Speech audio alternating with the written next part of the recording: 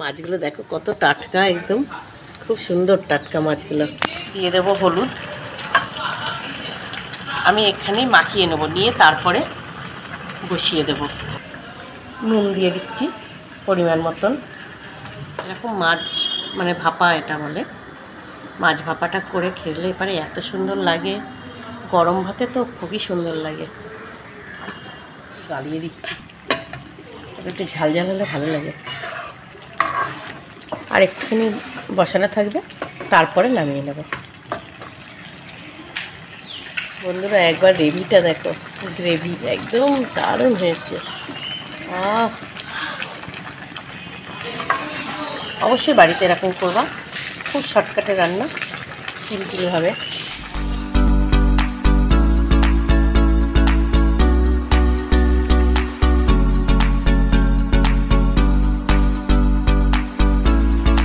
দেখো বন্ধুরা কত সুন্দর ইলিশ মাছ নিয়ে এসছে। আমি মাছ আজকে, এখন বর্ষার দিনে ইলিশ মাছ খুব ওঠে, ছোট ছোট এগুলো, বেশি বড় নয়, কিন্তু ইলিশগুলো খেতে খুব ভালো। আমি এটাকে সর্ষে বাটা করব। দেখো পুরো ভিডিওটা, খুব ভালো লাগবে। মাছগুলো দেখো কত টাটকা, একদম খুব সুন্দর টাটকা মাছগুলো। ইলিশ মাছটা সর্ষে বাটা করব। আমি নিয়ে নিয়েছি সর্ষে, আর এখানে কাঁচা লঙ্কা আর পাকা লঙ্কা নিয়ে নিয়েছি। সর্ষেটা একটু ধুয়ে নেব, জল দিয়ে এরকম করে ধুয়ে নিচ্ছি, তারপরে বেটে নেব। আমি এই সর্ষের মধ্যে নুন দিয়ে নেব, একটু নুনটা দিয়ে বাটবো।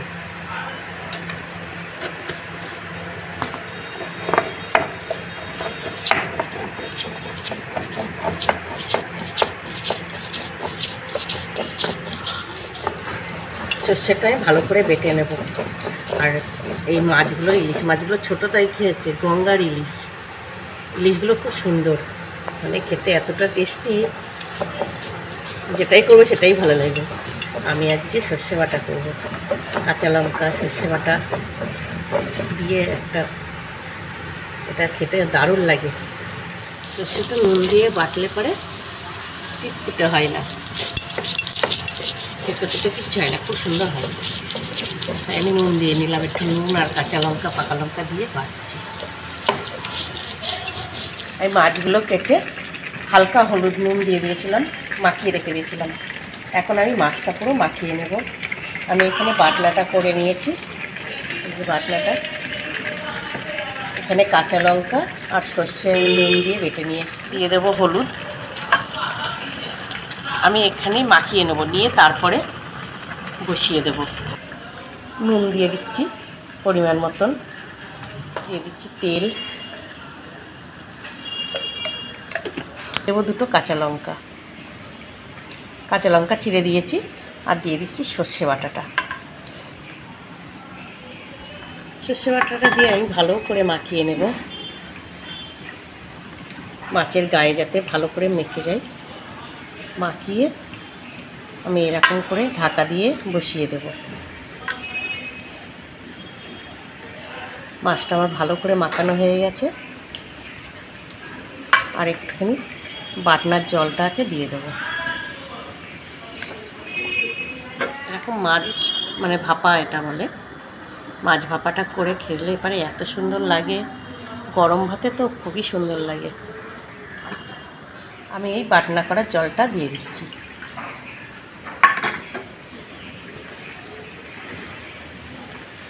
একদম মাখো মাখো হয়ে যাবে, একটুখানি জল লাগবেই। আর একটুখানি ওপর থেকে তেল দিয়ে দেবো, তেলটা দিয়ে মাখিয়েছি, আর অল্প একটু দিয়ে দেবো।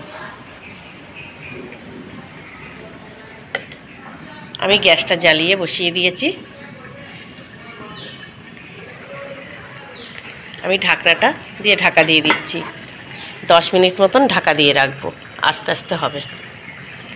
দেখুন বন্ধুরা কত সুন্দর হয়েছে, আর একটু হবে। আমি ঢাকা দিয়ে রেখে দিয়েছিলাম, আর একটু ঢাকা দিয়ে 5 মিনিট মতন ঢাকা দিয়ে রাখবো। 10 মিনিট ঢাকা দেওয়া ছিল, কেননা আস্তে আস্তে এটা ভাবিয়ে হলে। ঢাকনাটা খুলে দেখে নিচ্ছি, দেখো কত সুন্দর হচ্ছে। আমি মাছগুলো একবার উল্টে দিই, একদম গাঢ় হয়ে গেছে, আর এটা গাঢ় গাঢ়ই ভালো লাগে বেশি। দারুণ একটা রেসিপি, এই দিয়েই এক থালা ভাত খাওয়া যাবে, আর কিচ্ছু লাগবে না। মাছগুলো খুব ভালো, ছোট ছোট হলে কী হবে, গঙ্গার ইলিশ এগুলো গালিয়ে দিচ্ছি, একটু ঝাল ঝাল হলে ভালো লাগে।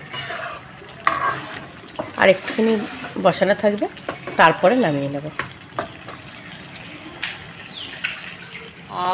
ঢাকনাটা খুলে কি সুন্দর গন্ধ, এত সুন্দর দারুণ গন্ধ বেরোচ্ছে, দেখো কত সুন্দর হয়েছে।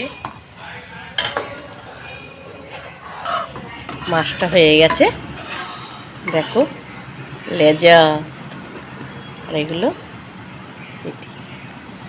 মানে ইলিশ মাছটা আমার পুরো হয়ে গেছে। আমি এইটুকুনি রসা রাখবো, বেশি শুকালে হবে না, সবাই খাবে, ভাত দিয়েই খাবে আমাদের। গরম গরম ভাত করেছি, আর এই মাছ, দেখো দারুণ রেসিপিটা হয়েছে। এরকম করে ইলিশ বানালে পারে মুখে লেগে থাকবে, আর ইলিশ প্রায় খেতে ইচ্ছা করবে, দারুণ লাগবে। আর রান্নাটা যদি ভালো লেগে থাকে তাহলে অবশ্যই কমেন্ট করে জানাবা, আর লাইক করতে ভুলবা না। দারুণ দারুণ বন্ধুরা, একবার গ্রেভিটা দেখো, গ্রেভি একদম দারুণ হয়েছে। অবশ্যই বাড়িতে এরকম করবা, খুব শর্টকাটে রান্না, সিম্পলভাবে।